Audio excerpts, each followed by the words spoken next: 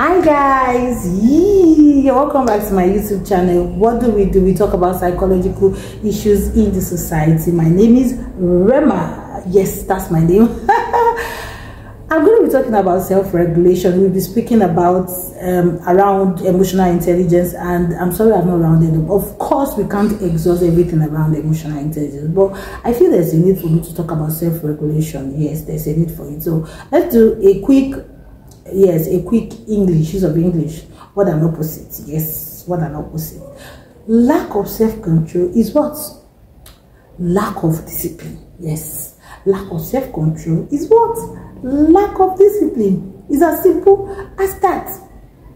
Back then last year, there was this product I genuinely so loved, and I could not go a day without taking it. I would want to take it from time to time, and then I just got so addicted to it. And I discovered that it was affecting my health a lot, and it wasn't something that I should continue. And if I should continue it, it was going to lead me to somewhere very bad.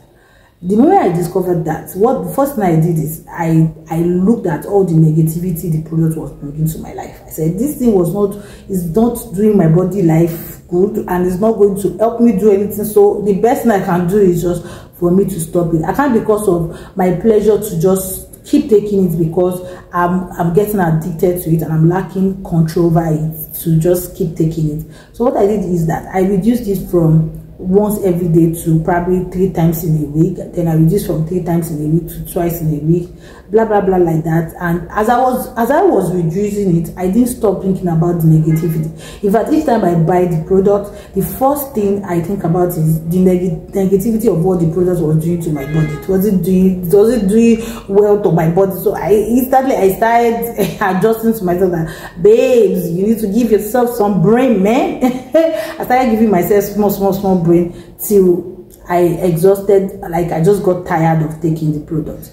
Maybe you are the kind of person that you've developed an habit over time and you've gotten addicted to that habit, and you don't have self-control over that habit again. You just might not even be drinking, you just might not be smoking, you just might not be doing all those things. You just might probably be talking too much. Yes, it could be talking too much, it could be eating too much, it could be spending too much, it could be you know sleeping around with different kind of opposite sex too much, it could be anything too much.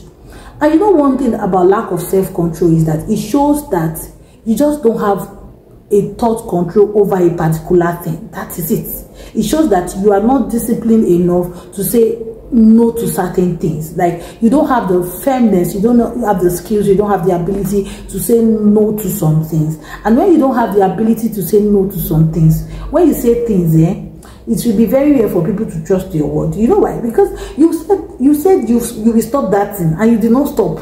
You said you will stop talking too much, you did not stop. You said you will stop eating too much, you did not stop. You said you will start dieting. That's talking to me. You start dieting. Okay, let's continue. You say you start dieting, and you did not start dieting. That thing that you say you don't want to eat, it's what you see yourself going back again to go and eat. You need to ask yourself that question, really, that am I really regulating myself? Can I really control myself? Can I control the way I talk? Can I control the things I say? Can I control my negative thought process? Maybe you're always thinking about something negative all the time. You now say, I don't know why. I cannot stop thinking about something negative. You can stop. It's you that I have not chosen to stop. Yes, you have to understand. You have to be conscious of it, that this thing is not good and it's not doing me good, and I need to stop it. Oh, I'm addicted, I don't know how to stop it. It starts from the understanding that I have to say no. Sometimes the power of saying no could be very, very hard, but the moment you say no, your freedom begins. So you have to dwell on the space whereby your freedom is tied to your no. Yes, you have to let your thoughts ponder on it, that your freedom is tied to your no. No to over talking, no to overheating, no to overdoing things, no to over everything. Whatever it is that you may be dealing with and you don't have self-control over, you have to understand the ability and the power of no. You can say no. Now, in the midst of saying no, here are 5 hungers that you really need to look out for. And these are triggers, I tell you, because you can be saying no and not be running away from your trigger. And number one is your hair. What are the things you hear about? If you are hearing anything as regards what you say you want to stop and you are not stopping, there's no way you can easily stop it, I tell you. If you are seeing anything as regards what you say you don't want to see, that pornography that you say you don't want to watch, and every time it's popping up on your phone, my dear, you're gonna go back and touch it. You will touch it before you know you are in it again.